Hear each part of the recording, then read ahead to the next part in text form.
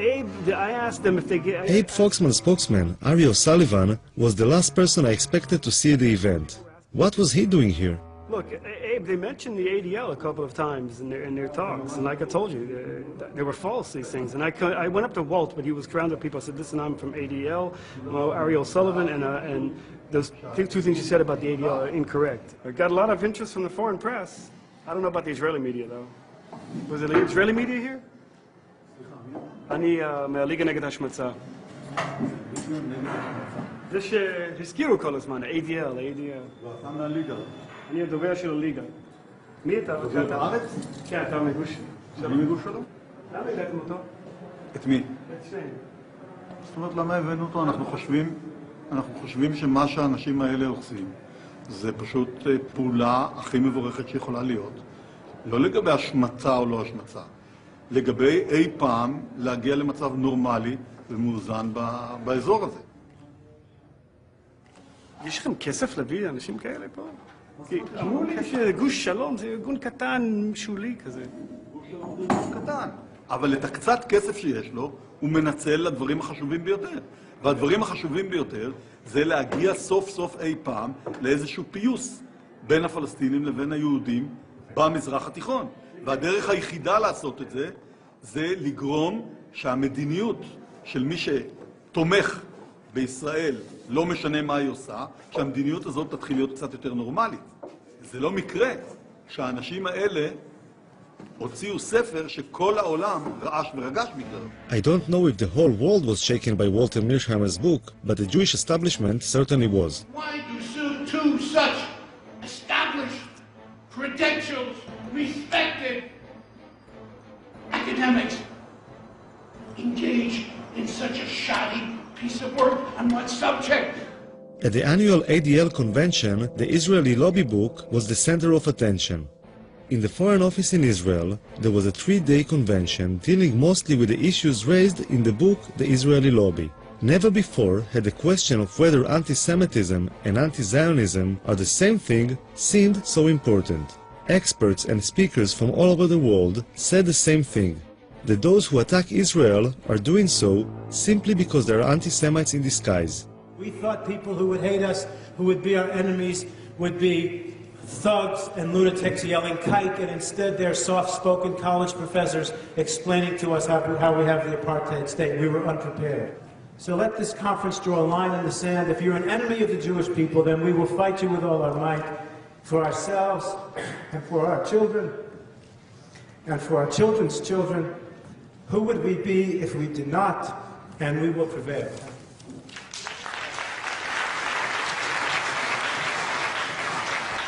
After 3 days, something happened which was more or less the equivalent of a bomb being thrown into the room. If you came down from space, you would think, having looked at this conference, that there was absolutely no problem in the West Bank or in Gaza. One element of the reason why so many people around the world are angry with Israel is because of the continuing settlement and occupation of Palestinian land, and because Israel, which has state power, has not done enough to end the occupation. One of the reasons. Such an occupation cannot be sustained without racism, without violence, and without humiliation against the people who are occupied. Thank you. I don't get it. I just don't get it unless you were ironic.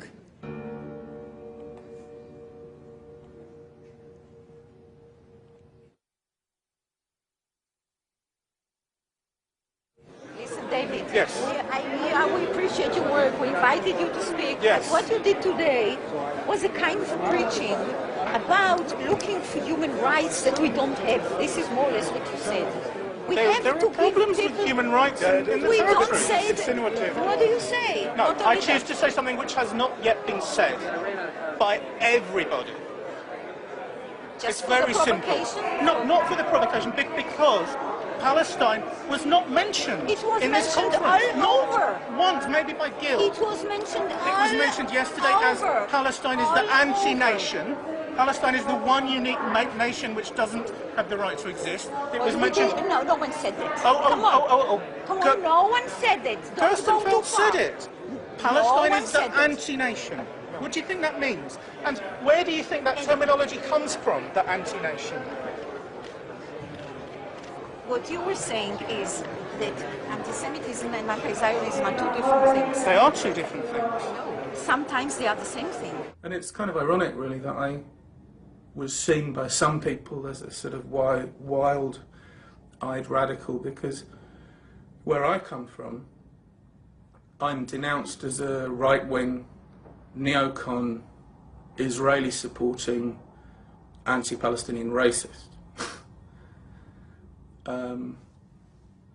What does it say about this conference then? Well, it says about this conference that there were some hard right-wingers there.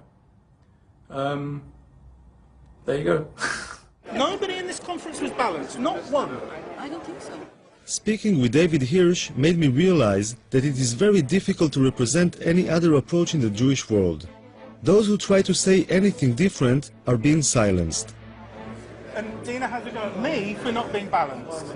You hinted too much. You were not explicit enough. Should have modified what I made. Hirsch was right. The occupation as a possible reason for justified criticism was not mentioned. Many Jewish people see anti-Semitism as a force of nature. It has always been there and will always be there. It will just take on different shapes and forms. I find this difficult to accept. This is a conference about people around the world blaming Jews as the worst human rights violators on the planet. And the people who support Israel are now under attack as supporting the colonialist apartheid state of Israel. This is a warrant for attack on Jewish people. It is internationally recognized that anti-Zionism is sometimes anti-Semitism. You know what? And who As an Israeli, can... this is the only thing that gives me hope, to differentiate these two. Why? Because otherwise there is no hope. Otherwise, this is a doomed. But this is closing your eyes. Doomed, You're right. fatalistic But you're approach, closing your which eyes. gives us no hope at all. No, but No. you see what he's doing.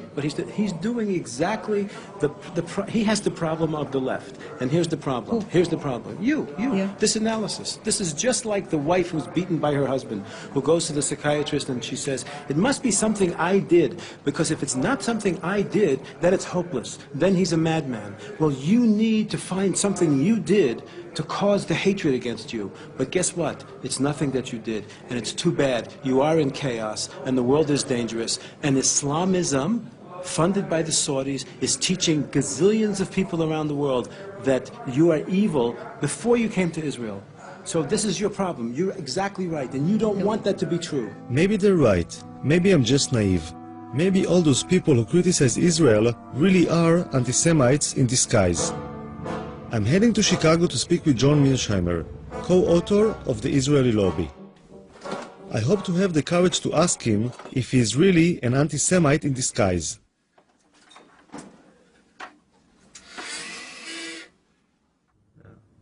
But did you took a few minutes to question yourself when you've been blamed as being anti-Semite? Did you try to think about it between yourself and yourself, I don't know if you have this expression, within yourself, did you take some moment to think maybe some of it was influenced by something which is, could be interpreted as anti-Semitism? No, because I'm not anti-Semitic, and I never had any doubt that I wasn't anti-Semitic, and I just didn't see any need to do this.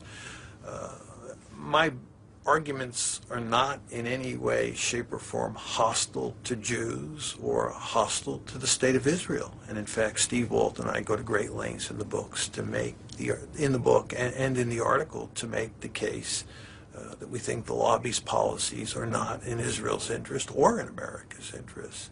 And we believe that the policies that we're pushing and the arguments that we're making are better for Israel and better for the United States. Now, one can disagree with that, But those arguments that we're making are not anti-Semitic, and we're not anti-Semites. Of course, it's almost impossible to prove that you're not an anti-Semite, which is one reason that this charge is so effective. I mean, how does one say, I'm not anti-Semitic, and convince people who say you are? My best friend is Right, that's what you end up saying, that my best friends are Jews. And some of my best friends are Jews, and of course this is not a very convincing argument. In fact, it's an argument that's almost guaranteed to lose. There's no question that anti-Semitism has been a poisonous and potent phenomenon over time. And there's no question that someone like Abe Foxman, who grew up as an infant and a young boy in Europe during the Holocaust, is going to be affected by that history of anti-Semitism. They say that eventually it's bad for Israel as well, not only for the United States, but this policy eventually will be bad for Israel as well. But that's not their goddamn business.